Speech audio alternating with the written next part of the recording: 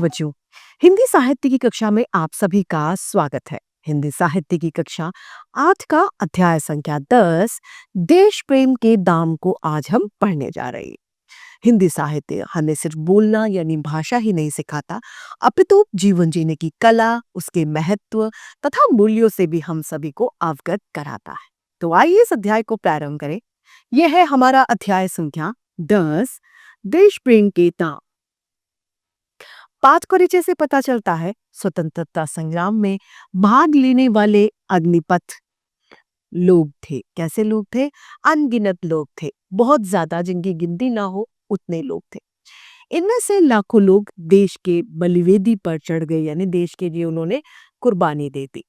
बहुत कम लोगों को देश को आजाद देखना नसीब हुआ, यानी वो लोग तो मर गए, आजादी के लिए मरे, लेकिन उन्होंने आजादी नहीं देख पाई। नौकरी घर बार छोड़कर स्वतंत्रता आंदोलन में कूद पड़ने वाले नारायण बाबू इन्हीं में से एक थे। लेकिन उन्होंने आजाद हिंद का जो स्वरूप देखा, उसे सपने में भी नहीं सोचा था। अब उनकी आत्मा से बस यही आवाज आती है कि आज हमारे सपनों के भारत को क्या हो गया है। कहाँ गया वह त्याग और बलिदान, वो कहाँ चला गया? उसी से संबंधित ये अध्याय है। आइए इसे पढ़ते हैं। सन 1942 के दिन, यानी सन 1942 के दिनों की बात है। महात्मा जी तथा स्वतंत्रता आंदोलन के अन्य नेता गिरफ्तार कर लिए। अब स्वतंत्रता आंदोलन चल रहा था, तो अंग्रेजी सरकार क्या करती थी?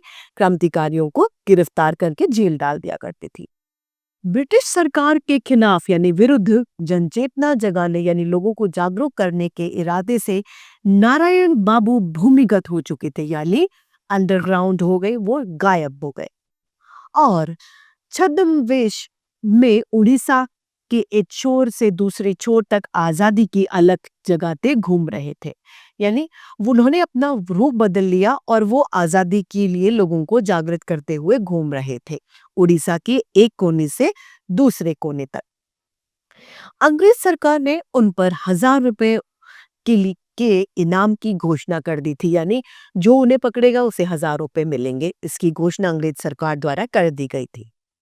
घर पर पत्नी सौदामिनी और 2 वर्ष के बेटे सनातन के अलावा कोई भी नहीं था, यानी उनकी एक पत्नी थी और एक बेटा था। पुलिस बार बार सौदामिनी से पूछताछ करने आया करती थी। पिछले 2-3 महीनों में नारायण बाबू आधी रात में घंटे 2 घंटे के लिए 1-2 बार ही घर आए थे, यानी वो अपने बच्चे और बीवी से भी नहीं मिल पाते थे, उनसे भी वो दूर थे। स्त्री और बेटे को देखकर, यानी अपनी पत्नी और बेटे को देखकर 2 बोल हिम्मत और सांत्वना के देकर वो चले जाते थे। अपने बेटे और पत्नी को हिम्मत बढ़ाते थे, उनको ढांढस बढ़ाते थे और वहां से वो चले जाया करते थे। उस आधी रात को भी केवल आधे घंटे भर के लिए घर आए थे, पर घर पहुंचने पर देखा कि सनातन बुखार में बेहाल पड़ा है, यानी अब उनके बेटे को बहुत ज्यादा बुखार आया हुआ है। सौदामिनी ने छलछलाए नेत्रों से कहा, यानी वो रोती हुई आंखों से उसने कहा कि तवे से तपती इसकी देह छोड़कर कैसे जाओगे? रात बीतती तो डॉक्टर या वैद्यराज को दिखा देते, यानी अगर रात खत्म हो जाती तो फिर इसे डॉक्टर को दिखा देते। अब इस रात में क्या करूं? मुझे बहुत डर लग रहा है। आकाश में बादल घिर रहे थे, परत दर परत अंधेरा सारे परिवेश की आशंका और भय से व्यग्र किए दे रहा था। यानी थोड़े थोड़े देर में सारा माहौल जो है, परिवेश चारों तरफ क्या हो रहा था? डर का बना हुआ था। कोई आवारा कुत्ता रात को सूने रास्ते पर भौंक रहा था। ऐसे में अकेली सौदामिनी के पास बीमार बच्चे को छोड़कर देश प्रेम की जलती आग में कूदने की हिम्मत भी नहीं हो रही थी, यानी अब वो अपने बच्चे को इस स्थिति में छोड़कर नहीं जाना चाह रहे थे। सनातन अपनी नन्ही हथेलियों में उसका हाथ पकड़े था। सनातन जो उनका बच्चा था, उसने अपने पिताजी का हाथ पकड़ रखा था। बुखार तेज था, साथ में पुत्र स्नेह की ऊष्मा मिल गई। एक तो बुखार की गर्मी थी और प्यार की गर्मी, बच्चे का प्यार अपने पिता के लिए, उसकी भी गर्मी उसमें मिल गई थी। घंटे भर में वह जगह छोड़ अन्यत्र चला जाना था, यानी कहीं और जाना था। नारायण बाबू इस निर्देश को भुला बैठे। अब जो उन्हें निर्देश मिला था उसे वो भूल चुके थे। सनातन को गोद में लेकर रात भर वो बैठे रहे। सुबह पुलिस की सीटी सुनकर जगह बदलने की हिदायत याद आई। मकान पुलिस के घेरे में था, पकड़े गए। 4 वर्ष जेल की अंधेरे में उन्हें सरना पड़ा, यानी अब बच्चे की वजह से उन्हें पकड़ लिया गया और 4 वर्षों की उन्हें जेल हो गई। महात्मा गांधी के आह्वान पर, यानी महात्मा गांधी के बुलावे पर नौकरी छोड़कर पूरे तन मन से स्वतंत्रता आंदोलन में कूद ही चुके थे। वो कूद गए थे, यानी स्वतंत्रता आंदोलन में लग गए थे। अपने जीवन में देश को स्वतंत्र हुआ देखेंगे या जेल से छूट बेटे पोते बहू नातियों को लेकर घर बसाएंगे, यह सपने में भी उन्होंने नहीं सोचा था। कभी कभी यह ख्याल, ये सोच जरूर आती थी कि वे भी स्वतंत्रता सेनानी महाराणा की तरह जेल में बीमार पड़कर बिन इलाज के ही मर जाएंगे, ये उनकी सोच थी। या फिर भोल की तरह जेल वालों के दुर्व्यवहार के प्रतिवाद में आमरण अनशन कर शहीद हो सकते हैं, यानी जब तक वो न मरेंगे तब तक खाना नहीं खाएंगे, ऐसा अनशन कर सकते हैं। तब सनातन जरूर ब्रिटिश सरकार से लड़ेगा। सनातन, उनका बेटा, अंग्रेजी सरकार से लड़ेगा। उनके जीवन का आदर्श उनकी संतान को रास्ता दिखाएगा। मगर हो गया सब उलट पुलट, सब उल्टा हो गया। देश आजाद हुआ।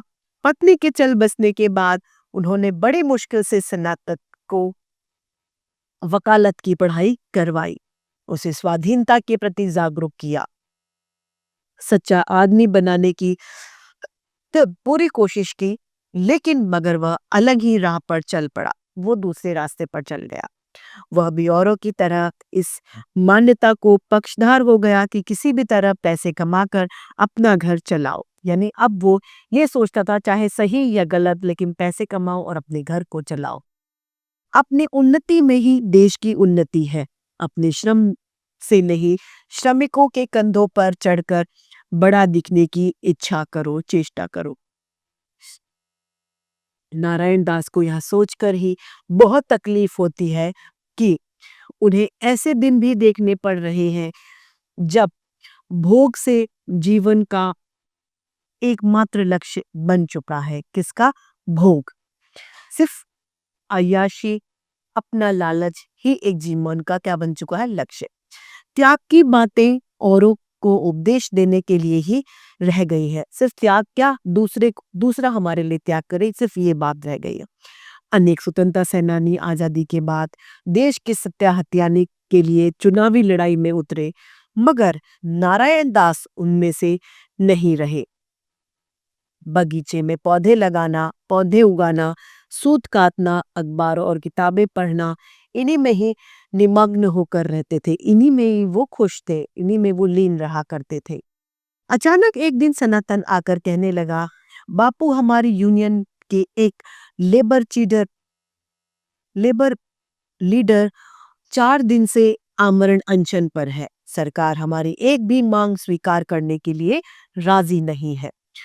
उधर लीडर का स्वास्थ्य गिर गया है। एक भी मांग पूरी न होने पर श्रमिकों ने हमारी यूनियन के लिए आस- आस्था नहीं आस्था नहीं रह जाएगी। वे दूसरी यूनियन में चले जाएंगे।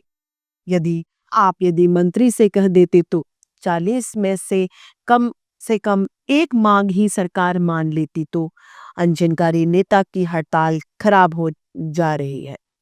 नारायण दास ऐसे लोगों से बहुत नफरत करते थे जो फल का रस पीकर अनशन तोड़ने का लक्ष्य लेकर अनशन शुरू करते हैं। सनातन की बात सुनकर उनके चेहरे पर वही घृणा, वही नफरत आ गई। उन्होंने बेटे से पूछा, मैं कौन होता हूँ? मंत्री मेरी बात क्यों रखेंगे? सनातन ने याद दिलाया, हमारे श्रम मंत्री भी स्वतंत्रता सेनानी थे। आपके साथ वो जेल में थे। आपने इस देश के लिए 3 बार में कुल 7 साल की जेल काटी है, भोगी है, इसलिए वे आपकी जरूर बात मानेंगे, रखेंगे। बेटे की दलील सुनकर नारायण दास गुस्से से लाल हो गए, यानी उन्हें और गुस्सा आ गया। बेटे को टपटते हुए डांटते हुए सवालों की झड़ी लगा दी। उन्होंने कहा, तो मुझे क्या समझते हो, मैं व्यक्तिगत लाभ के लिए जेल गया था, इसीलिए देश की सेवा की थी क्या? उसकी क्या मंजूरी मांगी जाती है? क्या तुम्हें पता है गोकुल भोल आमरण अनशन कर जेल में ही शहीद हो गया था। उसके जीवन का मूल्य चुकाया किसी ने, शुद्र स्वार्थ के लिए नहीं, वह भी अनशन तोड़ने का दिन तय करके। जो लोग आमरण अनशन करते हैं उन्हें क्या सत्याग्रही कहा जाता है? बोलो, चुप क्यों हो गए? सनातन बाहर से चुपचाप दिख रहा था, मगर अंदर उसके भी गुस्सा आ रहा था। वह बिना कोई उत्तर दिए चला गया। उसकी चाल से नारायण दास को अनुमान हो गया कि बेटे के साथ रहा सहा संबंध भी इसी क्षण टूट गया है। नारायण दास आजकल अपने बेटे बहू या संगी साथी किसी को भी ठीक से समझ न पाए, न अपनी बात समझा पाते थे। मानो सब किसी सुख नामक तोते की को किसी तरह अपने पिंजरे में भर लेने के लिए दौड़ धूप में लगे हैं। क्या नारायण है, क्या अन्याय है, क्या न्याय है, क्या अन्याय है, यह समझने की उन्हें फुर्सत ही नहीं, समय ही नहीं है। अपने अपने मतलब में डूबे इन लोगों के बीच उन्हें बहुत अकेलापन लगता है। निहायत अपने लोग भी बेगाने जैसे दिखते हैं। उन्हें लगता है कि महाराणा या गोकुल भोल की तरह जेल में शहीद हो जाते तो बच जाते। जी रहा हूं सिर्फ मरण वेदना सहने के लिए। उस दिन सनातन की पत्नी मधुरिमा आकर बोली, पिताजी, मेरा ट्रांसफर कोरापुट के पहाड़ी जंगली इलाके में हो गया है। यदि मंत्री से कह देते तो कैंसिल हो जाता। नारायण दास ने विस्मय से कहा, बड़े हैरानी से कहा, बहू, तुम शिक्षक हो, बदली तो होगी ही। मैं मंत्री से क्या कह सकता हूँ? वैसे भी कोरापुट तो बहुत अच्छी जगह है। मधुरिमा खींच पड़ी, झुंझल गई। जो आजादी के लिए जेल गए थे, जहां कहां से कहां पहुंच गए हैं। क्या कुछ नहीं मिला है उन्हें? अपने बेटे पोतों के लिए उन्होंने बहुत कुछ कर दिया, और आप न खुद कुछ करेंगे और न हमें चैन से जीने देंगे। उसकी बहू ने, बेटे की बहू ने ये शब्द उनसे कह दिए। नारायण दास यह सुनकर तैश में आ गए, गुस्से में आ गए और बोले, आजादी के लिए जेल गया था तो आजादी के बाद उससे लाभ उठाऊं, मुनाफा लूं, फायदा लूं? छी छी। जिसके नेतृत्व में आजादी मिली, वे महात्मा अपने लिए क्या कुछ चाहते थे? कोई पद पदवी ली? बोलो, जवाब दो। मधुरिमा चुप रही। ससुर को सुना ही दिया। डॉक्टर ने आपको रोजाना दूध पिलाने के लिए कहा था। मैं नौकरी छोड़ दूंगी तो दूध के पैसे क्या आजादी चुकाने आएगी? मैं बच्चों को छोड़ कोरापुट नहीं जा सकती। नारायण दास मांस मछली नहीं खाते थे, इसीलिए दूध का ही ताना मारा जा सकता था, यानी अब उनको दूध का ताना मार दिया गया। अगले दिन से उन्होंने दूध पीना छोड़ दिया। बहू या बेटे किसी ने भी पीने का आग्रह या विनती नहीं की कि पिताजी कोई बात नहीं, आप दूध पी लीजिए, लेकिन किसी ने उन्हें दूध पीने के लिए नहीं कहा। बेटे से संपर्क पहले ही टूट चुका था। इस घटना के बाद बहू ने भी ममता का बंधन शिथिल कर दिया। अपने परिवार में नारायण दास बिल्कुल निसंग, यानी किसी के साथ नहीं, अनावश्यक और फालतू चीज की तरह उपेक्षित पड़े रहते थे, यानी उन्हें किसी किसी को भी उनकी जरूरत नहीं थी। अपने ही घर में पराये बन गए थे। तबीयत बिगड़ने पर वो किसी से भी कुछ नहीं कहते थे। वे समझ गए कि इस युग में पैसा ही सब कुछ है। जिसने पैसा कमाने की कला है, उसके जीवन का कोई मूल्य नहीं है। जो पैसा नहीं कमा सकता, उसका कोई मूल्य नहीं है। पैसे न होने पर सच्चे आदमी को यहाँ कोई नहीं पूछता। कमाऊ न होने पर परिवार में भी कोई नहीं पूछता। बेटा, बहू, पोता पोती, किसी का इसमें कोई दोष नहीं है। उन्होंने अपनी आंखों देखा है, जिन्होंने आजादी के लिए थोड़ा भी त्याग किया है, उसके बल पर वाद में बहुत कुछ बटोरा है। मकान, खेत खलिहान, कोटा, परमिट से लेकर पद पदवी तक अनेक चीजों के लिए हाथ पांव मारे और पा भी गए। उस दृष्टि से स्वयं वे असमर्थ हैं, असफल हैं। अतीत को त्याग को पूंजी बनाकर भोग की सामग्री जुटाने में भी वो सफल नहीं हो पाए। कई बार स्वयं से यानी खुद से पूछा है, क्या दरोगा की नौकरी इसीलिए छोड़ी थी कि आजादी के बाद मौज उड़ाएंगे? इसी लोभ से गांधी जी के असहयोग आंदोलन में कूदे, एक से बढ़कर एक दुख सहे। आखिर हमारे सपनों के भारत को क्या हो गया? कहाँ गया वो त्याग और देश पे? उनकी आंखें आंसुओं से धुंधला गई, आंसू आ गए उनकी आंखों में। जीने का लोभ यानी जीने की इच्छा फीकी होती जा रहा है। महाराणा गोकुल घोल जैसे सैकड़ों गांधीवाद लोग उनकी आंखों के आगे उभर रहे थे और मन ही मन जलन भी हो रही थी। बार बार ये शब्द फूटते हैं, आप सब भाग्यवान हैं, देश का अधोपतन देखने से पहले ही चले गए, यानी देश का पतन होने से पहले ही आप यहाँ से जा चुके हैं, मर चुके हैं। देशवासियों को प्रेम ही देते रहे, मेरी तरह उनके लिए या उनके कारण संताप या दुर्भाग्य कभी नहीं आपको झेलना पड़ा। मधुमिता को कोरापुट में अखबार पढ़कर पता चला कि ससुर बीमार है। अखबार पे कहीं छोटी सी खबर छपी थी, छोटे छोटे अक्षरों में कि नारायण दास अस्वस्थ है। पढ़कर मधुमिता चौंक उठी। उसने तुरंत स्कूल से छुट्टी ली और कुछ पल और दवाइयां के साथ में वो कटक आ गई।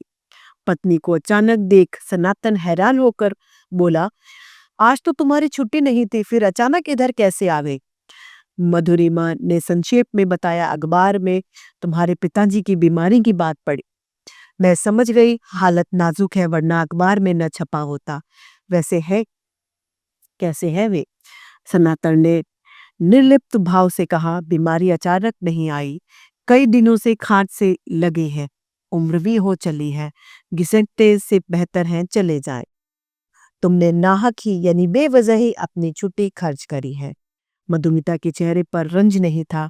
दबे स्वर में कहा, क्या कह रहे हैं? वे देश के गौरव हैं। आजादी के लिए 7 साल जेल में रहने के एवज में केंद्रीय सरकार ने उनके लिए 500 रुपए महीना भत्ता मंजूर किया है। देखिए, यह पत्र आया है दिल्ली से। 500 रुपए मासिक भत्ता? अब सनातन भी चौंक गया, यानी अब उन्हें पैसों का लालच आ गया। बहुत दिन पहले उसी ने बापू की इच्छा के विरुद्ध जबरन उसके हस्ताक्षर लेकर एक दरखास्त दिल्ली भेजी थी, यानी एक विनती, एक एप्लीकेशन दिल्ली भेज दी थी। उसे हैरानी इस बात की थी कि वह बिना किसी सिफारिश के मंजूर कैसे हो गई। मधुमिता ने कागज दिखाया। 4-5 दिन पहले उसी की माफट पत्र आया था।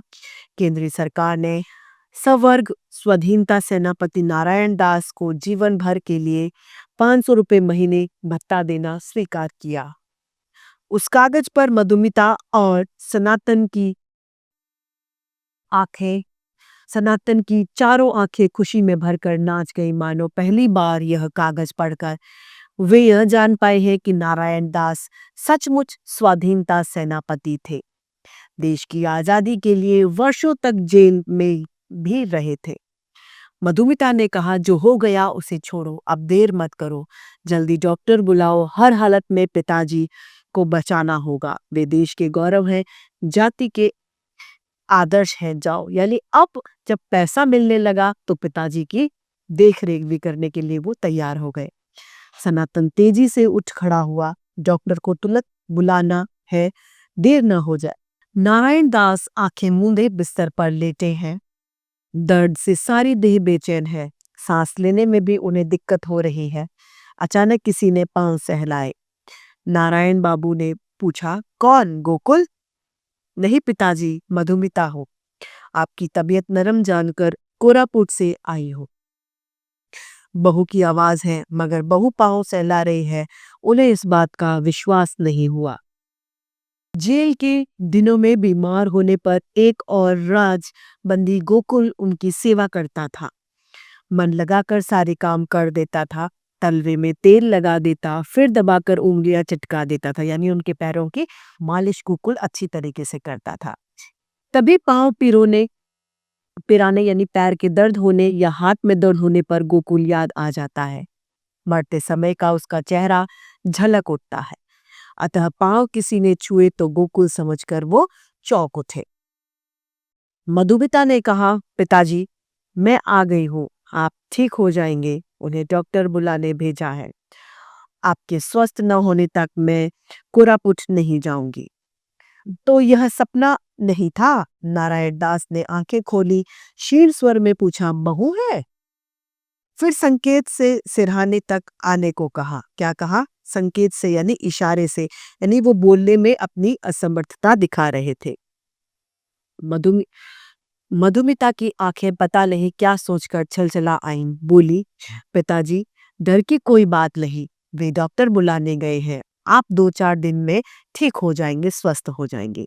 नारायण दास ने स्थित प्रज्ञ की तरह कहा, नहीं बेटी, मरण से डर नहीं है, मैं मरने से नहीं डरता। सचमुच देश आजाद होने के बाद मेरी जरूरत पूरी हो गई है। मधुमिता खुद को संभाल नहीं पाई, कहने लगी, पिताजी, ऐसा न कहें, देश गुमराह हो रहा है, यानी देश भटक रहा है।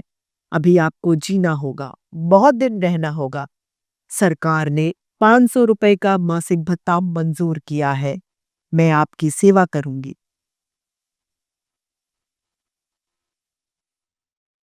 बहू की यह बात सुनकर नारायण दास की छाती में होक सी उठी, तन मन में दर्द भर आया। चेहरे पर हल्की सी मुस्कान लाते हुए कहा, बेटी, सरकारी भत्ते की तरह तेरा प्यार भी मुझे बहुत देर से मिला, मैं उसका उपभोग नहीं कर पाया। मधुमिता ने देखा ससुर के चेहरे का रंग अचानक बदल गया, आंखें मुर्द गई यानी बंद हो गई। चेहरा सचमुच किसी शहीद की तरह है, उन शहीदों की तरह जिनके चेहरे मधुमिता ने सिर्फ किताबी पन्नों में ही पढ़े थे और उनकी मृत्यु हो गई। इस सुंदर से पाठ की रचयिता है विभूति पटनायक। इसी के साथ में हमारी हिंदी साहित्य की कक्षा यही समाप्त होती है। फिर से हिंदी साहित्य में ऐसे रोचक अध्याय लेके आप सभी के समक्ष प्रस्तुत होते रहेंगे। आज के लिए इतना ही, फिर मिलते हैं। धन्यवाद।